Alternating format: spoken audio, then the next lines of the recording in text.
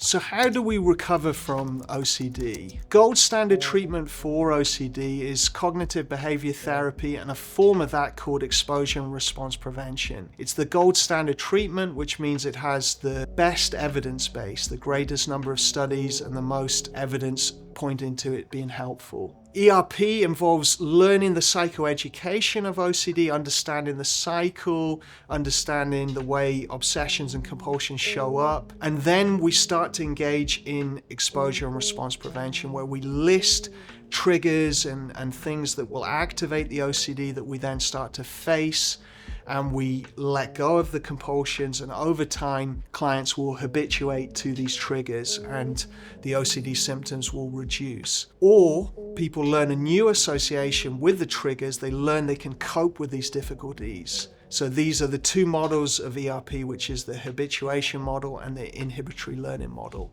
I use another model called acceptance and commitment therapy, which many people in the ERP and OCD world integrate into ERP now. And it has a growing evidence base, particularly in America, where it's recognized as a treatment with great potential for OCD. The reason I use ACT is, number one, it was very helpful in my own journey with OCD, but we can use the values and goals and ideas from ACT to increase motivation. Often with OCD, we're really struggling with our mental compulsions and getting caught in rumination, and acceptance and commitment therapy has a lot of tools to work with that rumination. And the other side of it is it's very hard to sit with intense feelings during ERP, and ACT, or acceptance and commitment therapy, provides tools to sit with these difficult emotions, urges, and resist the compulsions. So for many people, it's like a scaffolding tool to help them engage in ERP. I also find self-compassion to be very useful to add into this process. This is because people with OCD have immense shame. They often carry shame and guilt about what their mind is saying, the content, also the behaviors, the compulsions they're doing,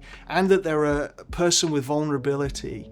So they can carry shame about this, worrying about how they're perceived by others, thinking that others are judging them and really are judging them very harshly. So self-compassion becomes a tool to counteract this shame and to work with the guilt of OCD. So this approach, it starts with learning about OCD. So we learn the psychoeducation, we learn the rationale for treatment, then we move into learning acceptance and commitment skills, compassion skills. Once those skills are strong and in place, then we move into the ERP. And we use the ACT skills within the ERP to help us to stop the compulsions, to let them go. Other things we'll do is work on compassion to the shame, our history. We might do trauma work if that's needed. We will think about rebuilding a meaningful life after the impact of OCD and grieving the losses, because OCD may have put our life on hold. I like to help clients try to make purpose of this pain through connection and reaching out and being of service to others who may be struggling, connecting in recovery communities, and helping other people who have difficulties with mental health. If we put this all together, we can get to this place of recovery.